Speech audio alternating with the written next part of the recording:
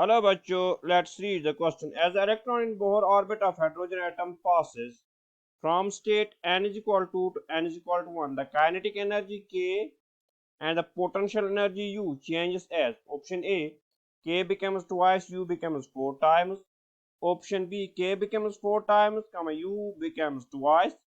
Option C, K becomes 4 times, U also 4 times. Option D, K becomes twice and U also 2 times. की concept जो हम use करेंगे that will B U is equal -27.2 Z square upon N square EV and kinetic energy K is equal 13.6 upon N square EV. For we know यहाँ पे क्या दिया गया है, हाइड्रोजन एटम. तो फॉर हाइड्रोजन हमें पता है एटॉमिक नंबर Z किसके बराबर है, Z is equal to 1 and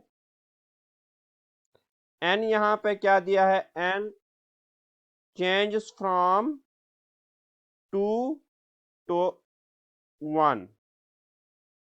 तो एक बार हम N2 लेंगे, दूसरी बार N1 लेंगे. अब हम पोटेंशियल एनर्जी देखते हैं. पोटेंशियल एनर्जी फॉर इसको हम U1 लिखते हैं is equal potential energy for N is equal to 1 और U2 जो होगी that will be potential energy for N is equal to 2. Similarly K1 denote करेगा kinetic energy for N is equal to 1 and K2 जो होगा that will be kinetic energy for N is equal to 2. सबसे पहले हम अब देखते हैं K1. K1 किसके बराबर आएगा, हमें पता है हाइड्रोजन है तो यहाँ पे 1Z N यहाँ पे 1 लेंगे K1 में, तो that implies 13.6 upon N square 1 है EV. तो लिखते हैं एक बार, तो ये आएगा K1 is equal to 13.6 EV. अब अगर K2 देखें, K2 किसके बराबर आएगा 13.6. अब यहाँ पे N कितना है 2 स्क्वायर हो गया 4, तो ये हो गया 13.6 upon 4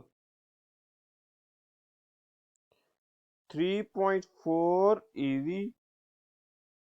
now moving to U1 किसके बराबर आएगा -27.2 अपॉन Z यहाँ पे 1 है दोनों केस में, तो 1 स्क्वायर Z लिखेंगे ही नहीं क्योंकि वो भी 1 है, तो इंटू 1 स्क्वायर भी लिखते हैं.